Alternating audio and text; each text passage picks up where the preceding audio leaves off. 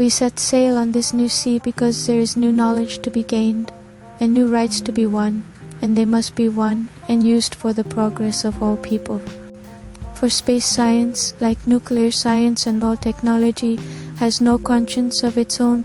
Whether it will become a force for good or ill depends on man. And only if the United States occupies a position of preeminence can we help decide whether this new ocean will be a sea of peace or a new terrifying theater of war. I do not say that we should or will go unprotected against the hostile misuse of space, any more than we go unprotected against the hostile use of land or sea.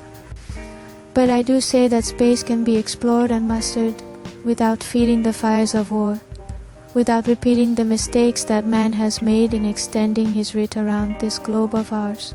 There is no strife, no prejudice, no national conflict in outer space as yet.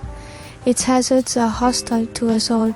Its conquest deserves the best of all mankind, and its opportunity for peaceful cooperation may never come again. But why, some say, the moon? Why choose this as our goal? And they may well ask, why climb the highest mountain?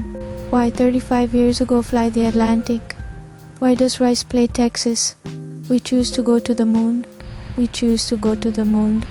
We choose to go to the moon in this decade and do the other things, not because they are easy, but because they are hard. Because that goal will serve to organize and measure the best of our energies and skills. Because that challenge is one that we are willing to accept, when we are unwilling to postpone, and when we intend to win. And the others too.